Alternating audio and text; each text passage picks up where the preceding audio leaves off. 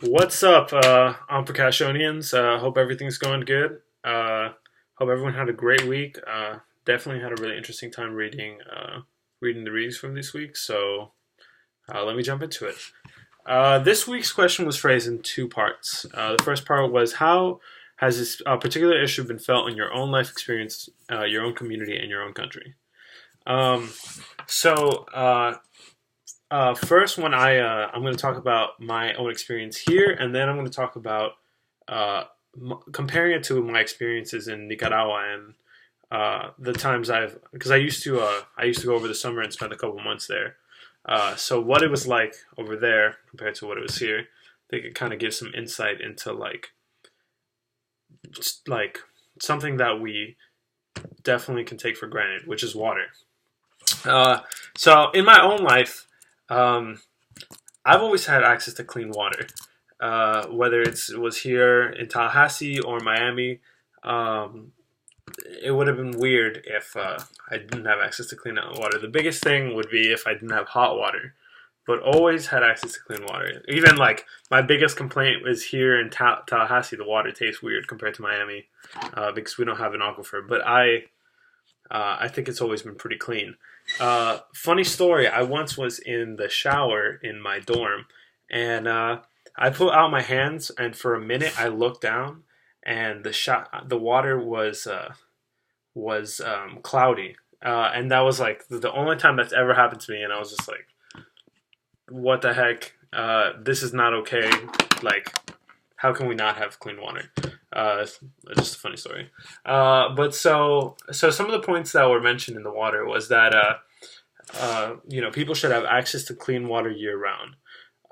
So in Nicaragua, uh, in the town of Boaco, where my mom's from, the water gets shut off periodically throughout the day. In order to conserve water, because it's up on a mountain kind of thing. So all the water is either pumped from the lower lands or in these huge, not very sanitary buckets that are on the roofs of people's houses, and collected and then filtered. So it's crazy because there literally is not access to water. I would say like 2/3 of the day it's just shut off. So another thing is access to irrigation water in rural areas. Uh, Again, that's like another a really hard thing. It's more so it was a problem like accessing clean water because it does rain a lot.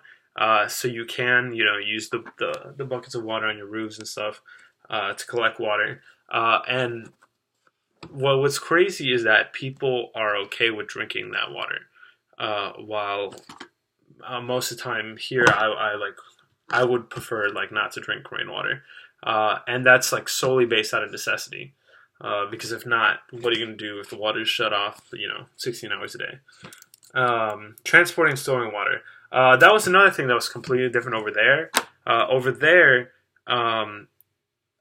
people, if you want clean water, you got to get it like in those weird bucket things that they have at the doctor's office that you drink water from. So you go down to the local market and pick up these 15-gallon containers that have water in them, and you take it home with you. So that is like something that like takes time and effort, and it's just like an extra thing that it's like a burden, pretty much. Uh, Filtering and purifying. Yeah, so basically, how they like drink purified and filtered water is that they get those huge buckets from the the supermarket, and you bring it back the next day, and they fill it up again, or you leave the old one and they give you a new one. Because over there, you are highly, highly, highly, highly not recommended to drink the sink water, because the sink water is not very clean, and it's funny because people over there do it sometimes, but their bodies have developed what I think is like enzymes in their stomach and stuff that can like tolerate the bacteria. Because every time I've tried to, I have been sick for super popular. Been sick for a long, long time if I do it. So yeah, that's the thing. And then health problems because of the water. So the thing that what I think is kind of interesting about water is I think the health problems are very long term, and it's hard to track.